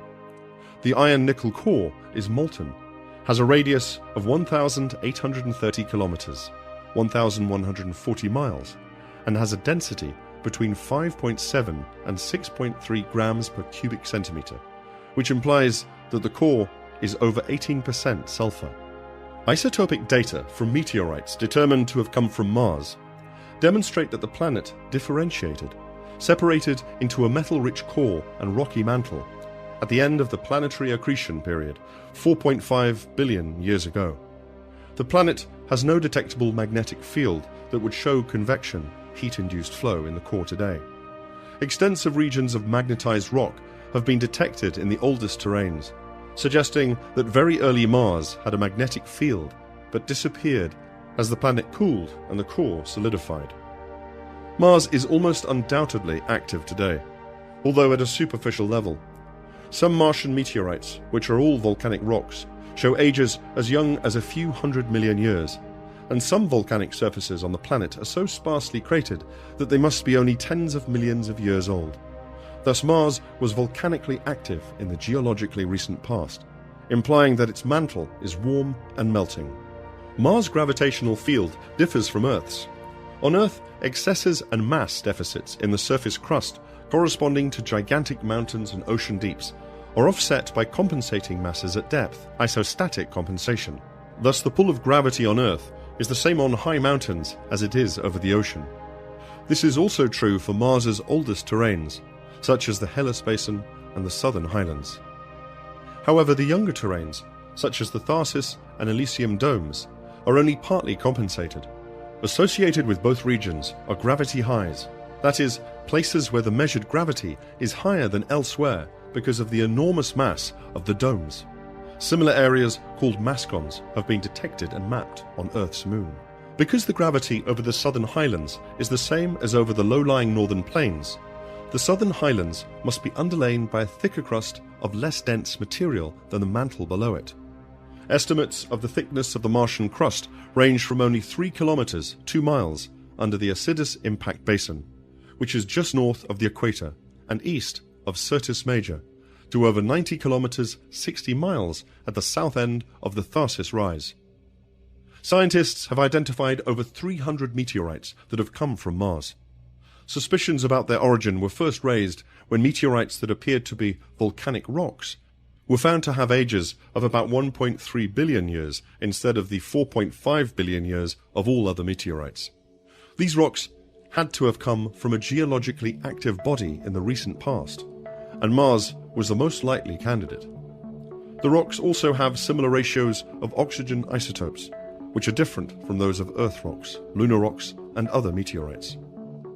A Martian origin was proved when it was found that several of them contained trapped gases with a composition identical to that of the Martian atmosphere as measured by the Viking landers. The rocks are thought to have been ejected from the Martian surface by significant effects. They then went into solar orbit for several million years before falling on Earth. Claims in the mid-1990s of finding evidence for past microscopic life in one meteorite, called ALH 84001, have been viewed by the general science community. Little was learned about the two moons of Mars, Phobos and Deimos, after discovering in 1877, until orbiting spacecraft observed them a century later. Viking 1 flew to within 100 kilometers, 60 miles of Phobos, and Viking 2 to within 30 kilometers, 20 miles of Deimos. The Martian moons Phobos left and Deimos right were photographed by the Viking orbiters. Deimos's smooth surface is contrasted with the grooved, pitted and cratered surface of Phobos. The central cavity on the end of Phobos is the crater Stickney. The images are not to scale. Phobos is about 75% larger than its companion. Phobos revolves around Mars once every 7 hours, 39 minutes. It moves in a close orbit at a mean distance of about 6,000 kilometers, 3,700 miles from the surface, less than twice the planet's radius. It is so near that without internal strength, it would be torn apart by gravitational forces. These forces also slow the motion of Phobos and may cause the satellite to collide with Mars in less than 100 million years. Deimos suffers the opposite fate. It moves in a more distant orbit, and tidal forces are causing it to recede from the planet. Phobos and Deimos are not visible from all locations on the planet because of their small size, proximity to Mars, and near equatorial orbits. Both moons are irregular chunks of rock, ellipsoidal. Phobos is the larger of the two. Phobos's rugged surface is covered with impact craters. The largest, the crater Stickney, is about half as wide as the satellite itself. Its surface also exhibits widespread linear fractures or grooves, many of which are geometrically related to Stickney.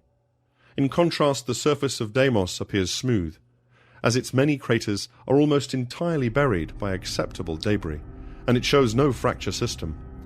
The difference in appearance between the two moons is related to the final disposition of the debris produced by effects. With the inner, more massive Phobos, the ejected material either fell back to the surface or, if it left the satellite with enough velocity to go into space, fell on Mars. For the more distant, smaller Deimos, debris was thrown off the satellite, remained in orbit until it was recaptured, sifting down to blanket its surface.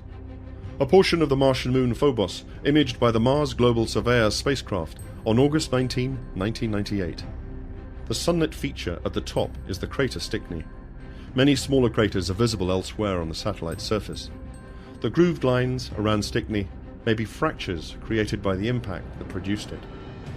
The albedo, or reflectivity, of the surfaces of both moons is very low, similar to that of the most primitive types of meteorites. One theory of the moon's origin is that they are asteroids captured when Mars formed. Since the beginning of the space age, Mars has been a focus of planetary exploration for three main reasons. It is the most Earth-like of the planets. Other than Earth, it is the planet most likely to have developed indigenous life. It will be the first extraterrestrial planet to be visited by humans. Between 1960 and 1980, the exploration of Mars was a primary aim of both the US and Soviet space programs. US spacecraft flew by Mars Mariner 4, 6 and 7, orbited the planet Mariner 9 and Viking 1 and 2, and placed LANA modules on its surface, Viking 1 and 2. 3 Soviet probes, Mars 2, 3 and 5, also investigated Mars, 2 of them reaching its surface. Mars 3 was the first spacecraft to soft land an instrumented capsule on the planet on December 2, 1971. It landed during a planet-wide dust storm and returned data for about 20 seconds. The boulder-strewn plain of Chryse Planitia on Mars. The Viking 1 lander transmitted the first color photograph of the Martian surface on July 21, 1976, one day after the spacecraft touched down.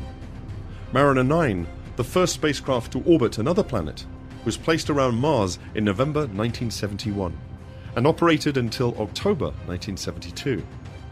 It returned a wide variety of spectroscopic, radio propagation and photographic data.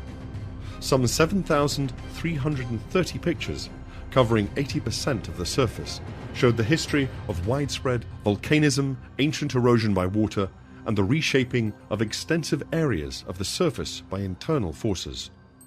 The central theme of the Viking missions was the search for extraterrestrial life. No unequivocal evidence of biological activity was found, but the various instruments on the 2 orbiters and 2 landers returned detailed information concerning Martian geology, meteorology, physics, and chemistry of the upper atmosphere. Vikings 1 and 2 were placed into orbit during June and August 1976. Lander modules descended to the surface from the orbiters after suitable sites were found. Viking 1 landed near Kryze Planitia, 22 degrees north, 48 degrees west, on July 20, 1976.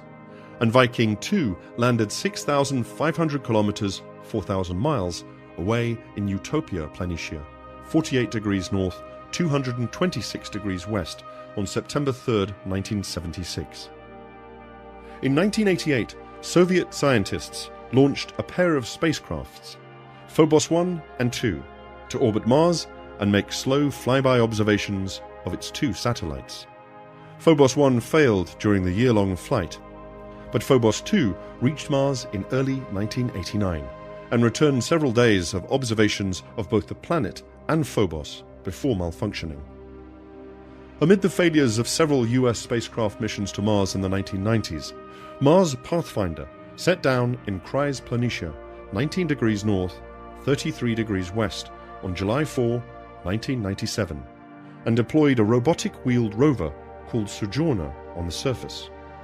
This was followed by Mars Global Surveyor, which reached Mars in September 1997 and mapped various properties of the planet from orbit for several years, beginning in March 1999. These included Mars's gravity and magnetic fields, surface topography, and surface mineralogy. The spacecraft also carried cameras for making both wide-angle and detailed images of the surface, at resolutions down to 1.5 meters, 5 feet. Close-up of the pitted volcanic rock resting on the Kryze Planitia lowland of Mars, photographed by the Mars Pathfinder lander's rover, Sojourner, on September 17, 1997. From the low perspective of Sojourner's camera, the rock appears boulder-sized, but is only about 35 centimeters, 1 foot high. Pathfinder landed on the eastern side of Kryze Planitia at the mouth of a large outflow channel, about 850 kilometers, 530 miles southeast of Viking 1's landing site. Mars Odyssey entered Mars orbit in October 2001 and started mapping other properties, including the chemical composition of the surface, the distribution of near-surface ice, and the physical properties of near-surface materials. Neutron measurements suggested that the polar regions above latitude 60 degrees contain huge subsurface reservoirs of water ice. Mars Odyssey also discovered caves on a volcano by using its infrared cameras to show that the temperatures of the cave entrances, which appeared as dark circular features, did not change as much as the surrounding surface. 7 black holes on the north slope of a Martian volcano have been proposed as possible cave skylights, based on a day-night temperature pattern, suggesting that they are openings to subsurface spaces on Mars. Photographs were taken by the Mars Odyssey spacecraft September 2007. A wave of spacecraft converged on Mars in late 2003 and early 2004, with mixed outcomes. Nozomi, launched by Japan in 1998 on a leisurely trajectory, was the first to reach the planet's vicinity, but malfunctions prevented it from being put into Mars orbit. In mid-2003, the European Space Agency's Mars Express was launched on a half-year journey to the Red Planet, carrying instruments to study the atmosphere, surface, and subsurface. It entered Mars orbit on December 25. However, its British lander Beagle 2, which was to examine the rocks and soil for signs of past or present life, failed to establish radio contact after having landed on the Martian surface the same day. Within weeks of its arrival, the Mars Express orbiter detected vast fields of water ice and carbon dioxide ice at the South Pole and confirmed that the southern summer remnant cap contained frozen water like the northern one.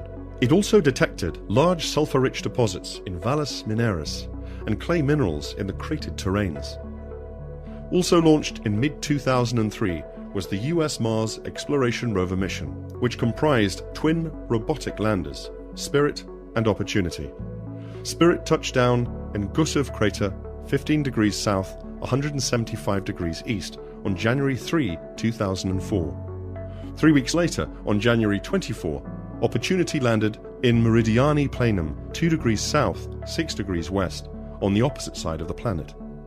The six-wheeled rovers, each equipped with cameras and a suite of instruments that included a microscopic imager and a rock grinding tool, analyzed the rocks, soil, and dust around their landing sites, which had been chosen because they appeared to have been affected by water in Mars's past.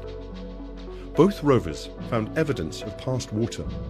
Perhaps the most dramatic was the discovery by Opportunity of rocks that appeared to have been laid down at the shoreline of an ancient body of salty water.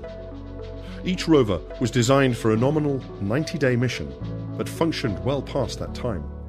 Spirit and Opportunity stopped transmitting to Earth in March 2010 and June 2018. Opportunity had covered 45 kilometers, 28 miles over 14 years, which were records for distance driven and mission time spent on another planet. A portion of rock outcropping within a small crater in the Meridiani Planum region of Mars, shown in an image made by the Mars Exploration Rover Opportunity in late January 2004. The outcropping varies in height from 30 to 45 centimeters, 12 to 18 inches, along the crater. As interpreted by rover mission scientists, the rock layers were laid down as deposits at the bottom of a body of flowing salt water on the shoreline of an ancient salty sea. In 2005, the US launched the Mars Reconnaissance Orbiter, carrying an imaging system with a resolution of 20 centimeters, 8 inches, a spectrometer to determine the surface composition, and a ground-penetrating radar. The imaging system took photographs of dark streaks that appeared to be salty water flowing downhill after melting during the Martian spring. The spectrometer revealed that clay minerals and other alteration products indicative of a warm distant past are common in the ancient cratered terrains, while the radar determined the thickness of the ice at the poles and detected glaciers elsewhere. In 2008, the US probe Phoenix landed in the North Polar region of Mars. Phoenix carried a small chemical laboratory to study the Arctic soil. It found water ice underneath the surface of Mars and alkaline soil.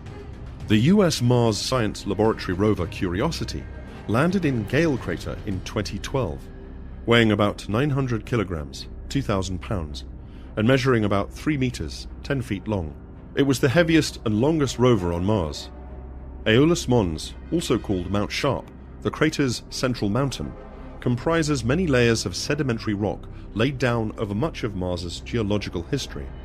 Gale crater is at a low elevation, so it would have been pulled there if Mars had ever had surface water. Curiosity took pictures of water-transported gravel, which suggests that Gale crater was likely the floor of an ancient stream at one time. Curiosity also found that early Mars could have supported life. It discovered traces of organic molecules preserved in rock layers 3.5 billion years old, and that the amount of methane in the Martian atmosphere varies with the seasons. In September 2014, 2 probes entered Martian orbit. The US Mars Atmosphere and Volatile Evolution MAVEN probe studied the upper atmosphere and found that Mars had lost most of its early atmosphere to the Sun's ultraviolet radiation and solar wind. India's Mars Orbiter mission MOM probe was that country's first to reach another planet. Its instruments included a color camera, an ultraviolet spectrometer, and a sensor for methane. The ExoMars mission was a joint European Space Agency and Russia project. The first part of the mission arrived at Mars in October 2016 and comprised the Trace Gas Orbiter TGO and the Schiaparelli lander. Schiaparelli ejected its parachute early and crashed into the surface. The TGO mapped the vertical distribution of dust and water vapor in the atmosphere. It did not detect any methane, which conflicted with Curiosity's detection and suggests that some process destroys methane before it spreads throughout the atmosphere. The US InSight, Interior Exploration Using Seismic Investigations, Geodesy and Heat Transport, lander touched down on Elysium Planitia in November 2018. InSight placed a seismometer on the surface that made the first detections of quakes on Mars and revealed the planet's internal structure. The lander also deployed a probe that burrowed into the ground to study heat flow in the soil. However, the probe seemed to have hit some underground obstacle, such as a rock or gravel, because it stopped before reaching the desired depth. The same rocket that launched InSight also carried 2 CubeSats, small satellites whose basic unit is a modular cube measuring 10 centimeters, 4 inches square per side. Each InSight CubeSat, called Mars Cube 1 Marco, comprised 6 such units. The first CubeSats to be launched to another planet, they relayed communications to Earth from InSight during its landing. In February 2021, 3 missions arrived at Mars. The United Arab Emirates orbiter, HOPE, carried a camera and infrared and ultraviolet spectrometers to study the Martian atmosphere. The Chinese mission Tianwen-1 comprised an orbiter and a small rover, Zhurong, which landed on Mars on May 14. The American Mars 2020 mission carried the Perseverance rover, which had a drill designed to collect core samples that could be taken to Earth for analysis. Perseverance landed on February 18 in Jezero crater near a dried-up river delta and searched for signs of ancient microbial life. The rover also carried a small helicopter, Ingenuity, which on April 19, 2021 became the first machine to fly through the skies of another planet when it ascended to a height of 3 meters, 10 feet. Shadow of the Ingenuity helicopter on the surface of Mars. Image was taken during the first flight of a machine on another planet. April 19, 2021. Ingenuity used its navigation camera, which tracks the ground during flight, to take pictures. Future missions scheduled to arrive at Mars include the second part of the ExoMars mission, the Rosalind Franklin rover. Rosalind Franklin will arrive in 2023 and carry a drill that can reach 2 meters, 6 feet underground to collect soil samples for onboard analysis. From the beginnings of telescopic observations of Mars, people have speculated whether life could have started on the planet and what that life might be like.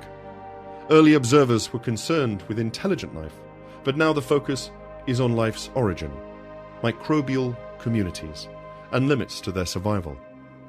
Views on the prospects of life for Mars have varied in recent decades. In the 1960s, the possibility that changes seen at the telescope could have a biological cause led to Mariner 9's attempts to monitor surface changes in 1972, and the launching of the Viking landers to Mars in 1975. The Viking spacecraft had an array of sophisticated experiments to detect metabolism and organic molecules. The negative results from these experiments resulted in a considerable pessimism that continued through the 1980s to the prospects for life. However, several factors subsequently contributed to a more optimistic view. Recognition that life can survive in a far more comprehensive range of conditions than thought, including near-deep sea vents at temperatures well over 1,000 degrees centigrade, 1,800 degrees Fahrenheit, in basaltic rocks deep below the surface, very saline and acid environments. The discovery that life started on Earth before the heavy bombardment shows that life's origin is not an extremely low probability event, but will follow if the right conditions are present. Mounting evidence that conditions on early Mars were Earth-like when life arose on Earth, a fourth factor is a recognition that Earth and Mars exchange materials. As stated above, over 30 pieces of Mars have been found on Earth, despite the difficulty of distinguishing Mars rocks from Earth rocks. It is more challenging to get Earth rocks to Mars. During the heavy bombardment, when life may have already started on Earth and conditions on Mars were Earth-like, pieces of Earth may have been transported to Mars. Thus, life may have originated independently on Mars or been seeded from Earth. In 1996, the scientific world was shocked when scientists announced they had found evidence of life in a Martian meteorite. To support their conclusion, they listed bacteria-like objects in electron microscope imagery, detection of hydrocarbons, mineral assemblages that were not produced in chemical equilibrium, and magnetic particles are like those produced by some terrestrial bacteria. The announcement triggered a vigorous scientific debate into the validity of the claims. The scientific consensus now is that there are plausible biological explanations for all the observations and that the claims are likely invalid. Despite this setback, the key driver of the Mars exploration program is still the search for life. Because liquid water is so essential for life, the initial focus has been on searching for evidence of warm conditions that would enable the persistence of liquid water. The evidence for such conditions, at least on early Mars, is now enjoyable, and there is some evidence that liquid water sometimes flows on the surface in a few places. The exploration will search for more direct evidence, such as organic remains and isotopic signatures. The Martian meteorite debate and disagreements about early terrestrial life point to the difficulty of finding compelling evidence of microbial fossil life. Perhaps the best strategy is to look for fossil remains from the early period in Mars's history, when conditions were more Earth-like. Perhaps the best strategy is to look for present-day life in niches, such as warm volcanic regions, or the intermittent flows of what may be briny water, hoping life would survive where conditions were hospitable if it ever started on Mars. Human exploration is still decades away, despite optimism when the Apollo program ended in the early 1970s that Mars exploration would soon follow. The technical difficulties of getting people to Mars and back, while challenging, are not overwhelming. The significant difficulty has been in a compelling rationale to justify the tremendous costs and risks. Advocates have argued that exploring Mars and extending human reach beyond Earth-Moon space needs no practical rationale. To explore is an essential part of being human. Others have argued that practical benefits, such as economic stimulus, scientific discovery, and technology feedback would result. Despite many powerful advocates, human exploration of Mars now seems far from reality than in the 1970s. Several studies have been undertaken to determine how human missions to Mars might be implemented. There are two basic classes of missions that follow the orbital motions of Mars and Earth. The round-trip time is 500 to 600 days in opposition-class missions, with 30 days on Mars. For conjunction-class missions, the round-trip time is about 900 days, and the time spent on Mars may be as much as 550 days. Most studies conclude that the short stay time for opposition-class missions could not justify the cost and effort of getting there, and that despite the more excellent resources needed, a conjunction-class mission is preferred. There are many variants of how such a mission might be implemented. In some scenarios, a cargo ship is sent ahead of the humans to establish an operating base, and the humans follow years later. In other variants, all the resources needed to accompany the crew. Another issue is the extent to which Mars resources could support people during their stay and make oxidants and propellants for the return trip. In situ resource units, ISRUs, could be sent to Mars well ahead of the people to extract and store both oxygen from the atmosphere and hydrogen from water, using solar or nuclear power. People would not be launched from Earth until adequate resources for mission success had accumulated at Mars. The atmosphere at Mars and Earth could decelerate, aerobrake, the outgoing and incoming spacecraft to save fuel. An additional option is a direct entry. Another issue is what the astronauts would do at Mars. Should they stay close to a base and operate remote robots at various locations around the planet? Or should they go on extended trips from the base and explore, incurring the risk of being stranded? One issue that is not susceptible to quantitative engineering analysis is crew health. Long times in space have various physiological effects. The circulatory and vestibular systems are affected, and bones tend to demineralize. The crew would also experience psychological pressures from several hundred days in a confined space far from Earth, with no other company. Radiation effects would also be significant if solar storms occurred during the 2 to 3 year trip. Countermeasures to minimize degradation in human performance would have to be devised. Planetary protection is another issue. The first concern is scientific. Mars should not be contaminated with terrestrial materials before the potential for indigenous life has been assessed. Robotic spacecraft sent to Mars are subject to rigorous cleanliness requirements, and parts that touch the surface are sterilized to minimize the possibility of interfering with the detection of indigenous life. Similar protective measures cannot be followed for human missions. The second issue concerns back contamination. International protocols require that materials returned from Mars be quarantined until proven safe. the astronauts may have to be quarantined, most of the planetary protection issues should be resolvable well ahead of human missions by the robotic return of Martian samples.